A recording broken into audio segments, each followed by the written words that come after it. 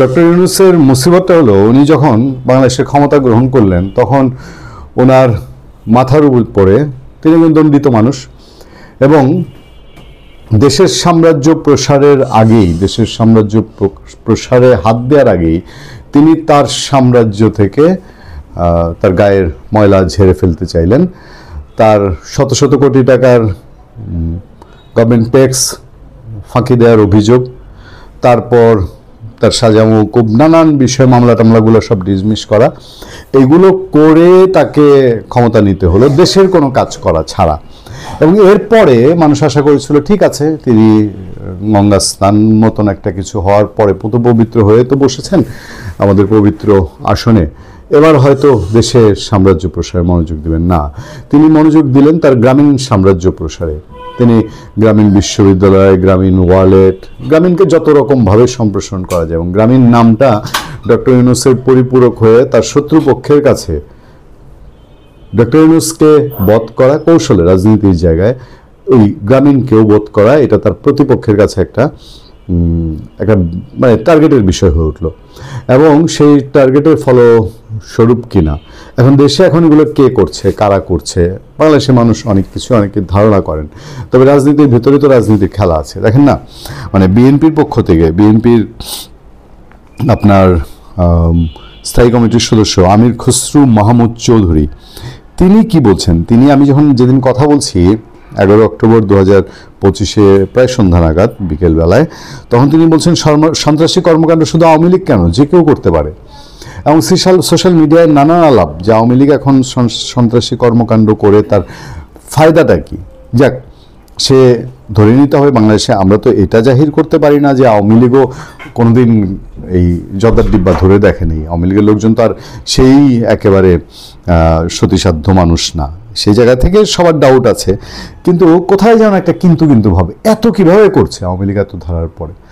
আচ্ছা, আমরা ছিলাম ডক্টর ইউনূসের সাম্রাজ্য নিয়ে এবং এই সাম্রাজ্যে কিসের আসর পড়েছে ডক্টর ইউনূস নিজেই বোঝার কথা। তার বলে না যে পাপ মনে মনে কামড়ায়, তাকে প্রশ্ন করলে ডক্টর ইউনূসকে প্রশ্ন করলে হয়তো উত্তর পাওয়া যাবে যে কেন হঠাৎ করে ওই নানান জায়গায় জর্দার ডিব্বা ফাটার খবরের পাশাপাশি আপনার গ্রামীণ ব্যাংকের খবর, মানিকগঞ্জে গ্রামীণ ব্যাংকের অফিসে রাতের বেলায় কারা যেন আগুন দিল। তার গ্রামীণের সেন্ট্রাল অফিস যেটা মিরপুরে গ্রামীণের অফিস, সেইখানে দুইবার এক রাতে মোটরসাইকেল দিয়ে এসে ওই জর্দার ডিব্বা ফাটিয়ে চলে গেল।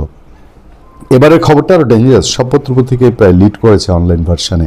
ব্রাহ্মণবাড়িয়া গভীর রাতে পেট্রোল ঢেলে গ্রামীণ ব্যাংকে অগ্নিসংযোগ। এখন উনি গ্রামীণকে সিকিউর করেছেন তার ক্ষমতা আমলে, কিন্তু এই ক্ষমতা কতদিনের? এমনিতেই তো এটা একটা টেম্পোরারি সরকার, ইন্টারিম গভর্নমেন্ট, অন্তর্বর্তীকালীন। কারণ অন্তর্বর্তী বলতে আমরা যদি 5 বছর 10 বছর বুঝি তো পৃথিবীতে খণ্ডকালীন স্বল্পকালীন এই শব্দের সংজ্ঞাই তো পাল্টে যায়। কি হয়েছে? ব্রাহ্মণবাড়িয়া বিজয়নগরে গ্রামীণ ব্যাংকের চান্দুরা শাখায় জানালার কাঁচ ভেঙে পেট্রোল ঢেলে আগুন দিয়েছে দুর্বৃত্তরা। গতকাল মঙ্গলবার দিবাগত রাত 2টার দিকে এই ঘটনা ঘটে। এতে আসবাব ও কাগজপত্র পুড়ে গেছে, তবে ভল্টের টাকা লুট ও বড় ধরনের কোনো ক্ষতি হয়নি। গ্রামীণ ব্যাংকে প্রচুর টাকা থাকে, সুদের ব্যবসা, সুদের ক্যাশ টাকা থাকে, সেটা আপনারা সবাই জানেন, সেগুলো অক্ষত আছে। এটা একটা শুভ খবর, ভালো খবর। ডক্টর ইউনূস সাহেব নিশ্চয়ই এতে করে একটু মানে বিপদেও একটু সন্তুষ্টি পাইতে পারেন যে আচ্ছা জান গেছে চোখটা তো বাচ্চা গেছে, এরকম আর কি। এই ঘটনায় থানায় সাধারণ ডায়েরি করেছে ব্যাংক কর্তৃপক্ষ।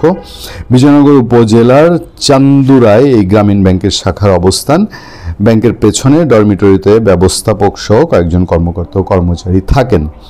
গ্রামীণ ব্যাংকের চান্দুরা শাখার ব্যবস্থাপক কলিমুদ্দিন তিনি বলছেন যে মঙ্গলবার রাত 2:05 দিকে বাইরে থেকে জানালার কাঁচ ভেঙে পেট্রোল ঢেলে আগুন লাগানো হয়। নিরাপত্তা প্রহরী বিষয়টা বুঝতে পেরে আমাদের জানান। ব্যাংকের ভেতরে গিয়ে আগুন জ্বলতে দেখি আগুনে গুরুত্বপূর্ণ নথি, শীট, গ্রাহকদের পাস কার্ড, আসবাব, জানালার কাপড় পুড়ে গেছে। স্থানীয় মানুষের সঙ্গে নিয়ে আগুন নেভাই। পরে খবর পেয়ে ফায়ার সার্ভিসের লোকজন আসে। ব্যাংকের পেছনে রান্নাঘরের পাশে একটি চেয়ার রাখা ছিল। ধারণা করছে ওই চেয়ারের মাধ্যমে দুর্বৃত্তরা এসে কাঁচ ভেঙে পেট্রোল ঢেলে আগুন ধরিয়ে দেয়। মানে আমি জানি না সিধেল চোর ভাড়া করেছে কিনা, এই ঘটনায় থানায় জিডি করেছি। বর্তমানে পরিস্থিতি স্বাভাবিক, সব কর্মকর্তা কর্মচারী কাজ করছে। তিনি সহ কয়েকজন ব্যাংকের পেছনে ডরমিটরিতে থাকেন, তাই দ্রুত আগুন নেভানো সম্ভব হয়েছে। আচ্ছা, ভালো খবর।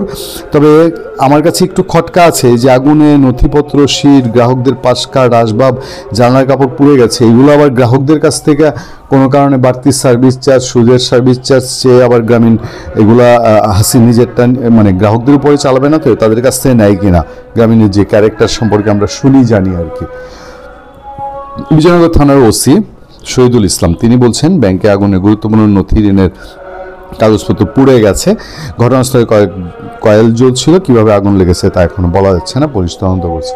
ঘটনাস্থলে কয়েল জ্বলছিল, ওসি সাহেব বলছেন, কোচি সাহেব এইটা বলে কি মিন করছেন?